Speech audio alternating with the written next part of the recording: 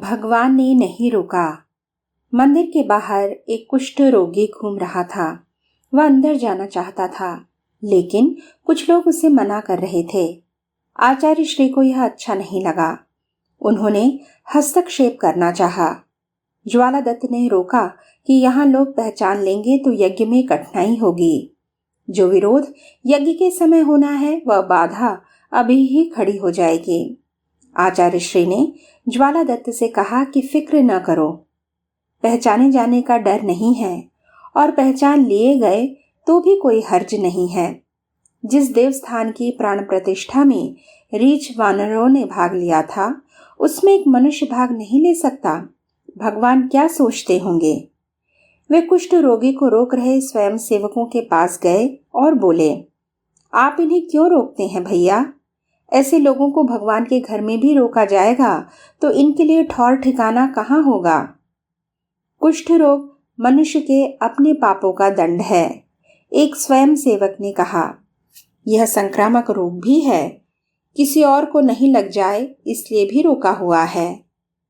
आपकी पहली बात का जवाब तो यह है कि भगवान को ही रोकना होता तो वे इसके मन में दर्शन की इच्छा ही नहीं उठने देते।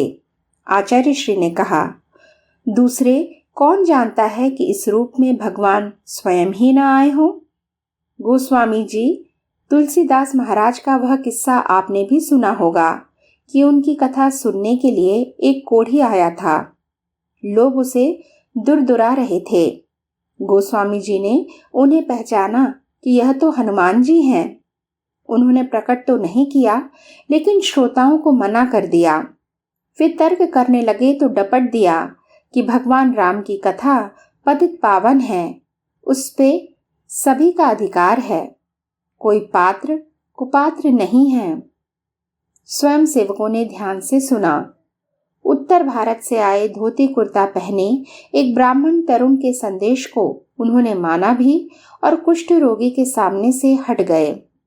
आचार्य श्री मंदिर का वैभव और सौंदर्य देखने में मगन हो गए।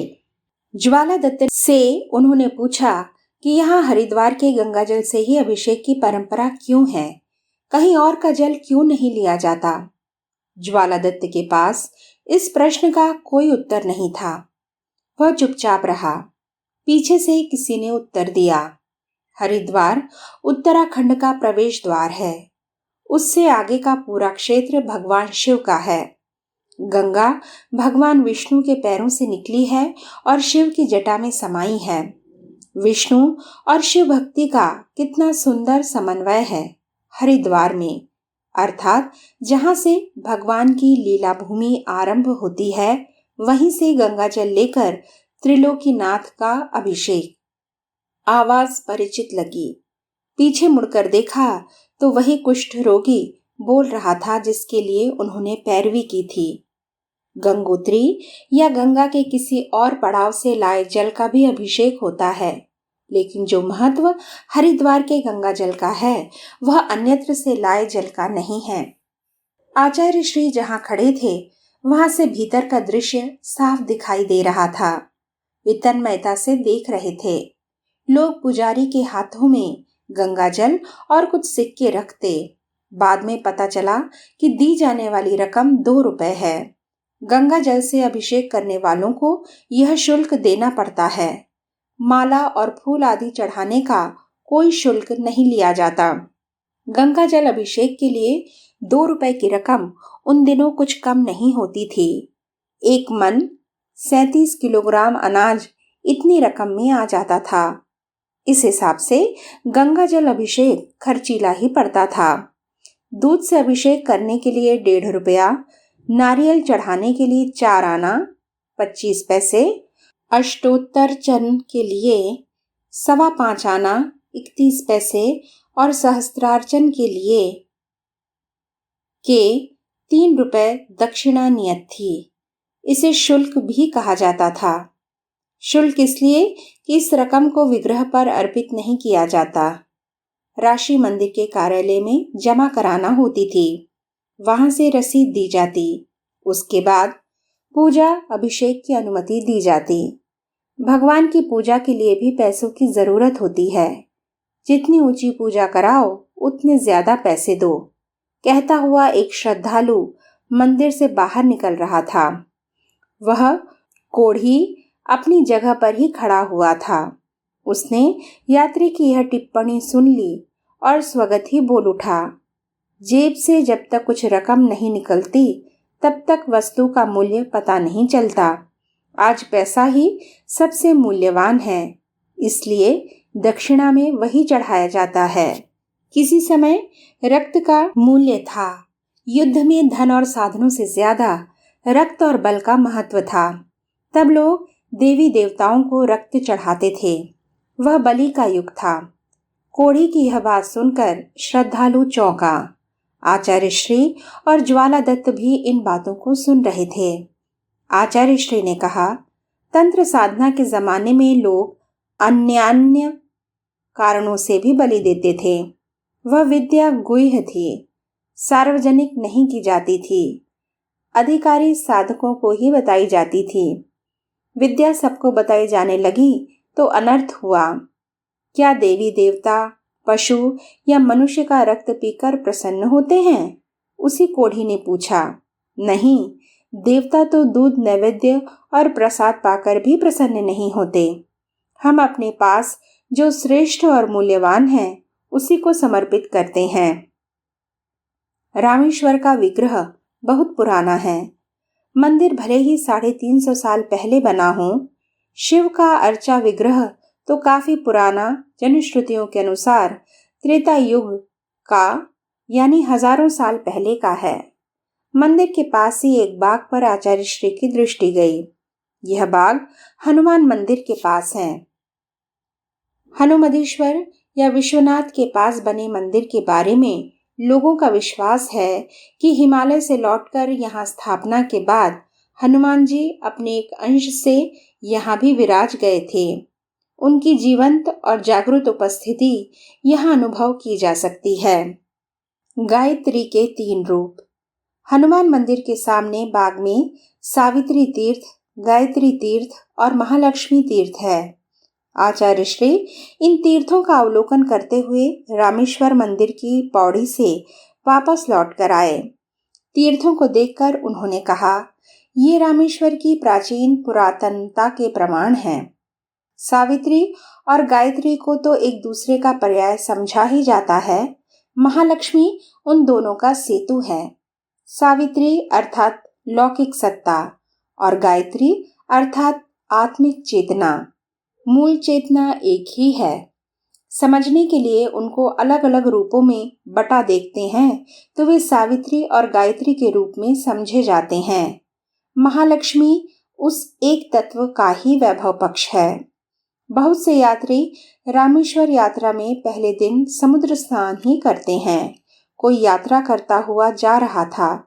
उसके साथी ने कहा, हम लोगों के पास इतना समय कहाँ है, आचमन मार्जन से ही काम चलाना चाहिए। भाग्य में हुआ तो आगे कभी आएंगे और पूरा दिन समुद्र स्नान करेंगे, यहाँ के 24 तीर्थ नहाएंगे। उनकी बातचीत में 24 का संदर्भ सुनते ही आचार्य श्री ने ज्वाला दत्त को संबोधित किया कि सभी तीर्थ गायत्री की एक एक शक्ति का प्रतिनिधित्व करते हैं। भगवान ने इन शक्तियों का आह्वान लंका विजय से पूर्व किया होगा। चर्चा करते हुए आचार्य श्री और ज्वाला दत्त रामेश्वर या रामनाथ लिंगम के दर्शन के लिए चल दिए।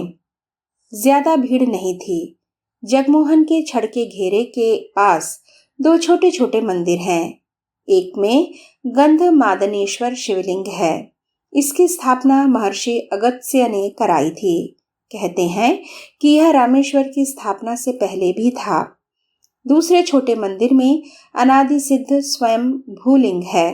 महर्षि अगस्त्य ने इसकी भी पूजा अर्चना की थी और यह गंधमादनेश्वर से भी पहले विद्यमान था।